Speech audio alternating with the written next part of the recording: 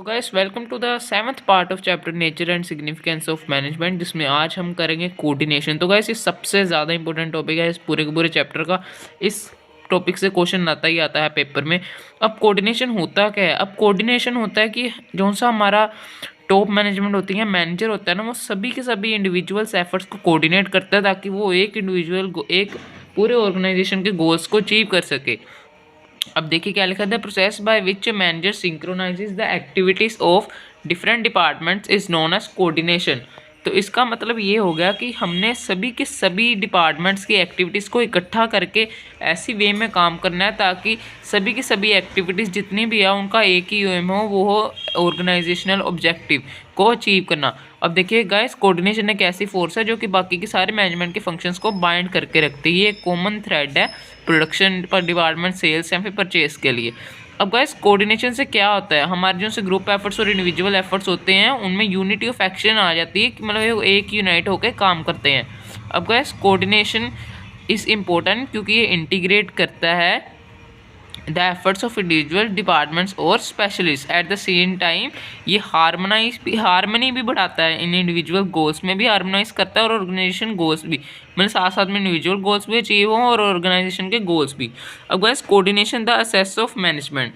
तो guys coordination वैसे तो सेपरेट फंक्शन ही कंसीडर किया जाता है क्योंकि आपको पता ही है planning, staffing, organising, directing and controlling के ये तो फंक्शन होता नहीं, लेकिन गाइस फिर भी ये मैनेजमेंट के ऐसा हिस्सा होता है, एक ऐसा टूटल अंग होता है जिससे कि हमारे जितने भी इंडिविजुअल एफर्ट्स हैं वो एक तरीके से एक ही एक्शन की तरफ जाते हैं और वो होते हैं अचीवमेंट ऑफ ग्रुप गोल्स। अब guys coordination is inherent in all the functions of management. अब गाइस जो सा कोऑर्डिनेशन का जो सा फंक्शन होता है ना, वो स्टार्ट करता है प्लानिंग पर ही, और प्लानिंग को करता है टॉप मैनेजमेंट। अब गाइस टॉप मैनेजमेंट प्लानिंग करेगा और ये कोऑर्डिनेशन का फंक्शन भी वहाँ से स्टार्ट होता है। अब इन्हीं प्लान्स के अकॉर्डिंग ही हमारी ऑर्गेनाइजिंग वर्क करता है। अब देखिए प्लानिंग, ऑर्गेनाइजिंग, स्टाफिंग, डायरेक्टिंग और कंट्रोलिंग इसमें आ गए। कोऑर्डिनेशन में क्या होगा, प्लानिंग स्टार्ट होगा, मतलब कोऑर्डिनेशन स्टार्ट होगा प्लानिंग से जो कि टॉप मैनेजमेंट कर रहा है। उसके बाद प्लानिंग होगी एक बार, उसके बाद ऑर्गेनाइजेशन का स्ट्रक्चर बनेगा। अगर स्ट्रक्चर बन गया तो फिर स्टाफिंग होगी, लोगों को रखा जाएगा ताकि वो जॉब्स को फुलफिल कर सके। एक बार लोगों को रख ले तो फिर उनको डायरेक्ट किया जाएगा कि आप वही वाले प्लान्स के अकॉर्डिंग काम करो। और एक बार लोगों को रख लिया फिर पूरे के पूरे एक्चुअल परफॉर्मेंस और स्टैंडर्ड एक्चुअल परफॉर्मेंस कितनी है और प्लान परफॉर्मेंस कितनी है उसको नापा जाएगा कि कितना अंतर आ रहा है दोनों में।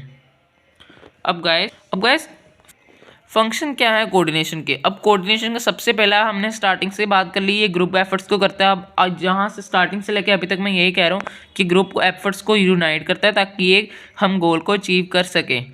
अब गाइस उसके बाद यूनिटी ऑफ एक्शन, जी हाँ, जितने भी लोग अलग अलग एम की तरफ काम कर रहे होंगे उनकी यूनिटी बना देगा ताकि वो एक ही एम की तरफ काम करे और उन सभी का कॉमन पर्पस हो, सभी डिपार्टमेंट्स का भी पर्सन का। अब कॉन्टिन्यूस फंक्शन, अगर गाइस हमने देखा मैनेजमेंट के एडवांटेज इसमें क्या है, परवेसिव कॉन्टिन्यूस, तो गाइस कोऑर्डिनेशन भी ऑब्वियसली कॉन्टिन्यूस होगा। जैसे प्लानिंग के बाद सीधा प्लानिंग खत्म होता है तो फिर साथ में स्टार्ट हो जाएगा, जैसे कंट्रोलिंग खत्म होगा साथ में कोऑर्डिनेशन भी स्टार्ट हो जाएगा। अब वैसे ये परवेसिव होता है, मतलब कि हर जगह पे इसकी नीड है, top level management, middle level और लोअर लेवल। अब गाइस ये जो से कोऑर्डिनेशन होती है वो हर कोई करता है, हर कोई कोऑर्डिनेट करता है एक्टिविटी, हर एक तरीके के मैनेजमेंट। अब जो से टॉप लेवल होते हैं वो कोऑर्डिनेट करते हैं एक्टिविटीज़ अपने सबॉर्डिनेट्स की ताकि वो ओवरऑल पॉलिसीज़ को फ्रेम कर सकें।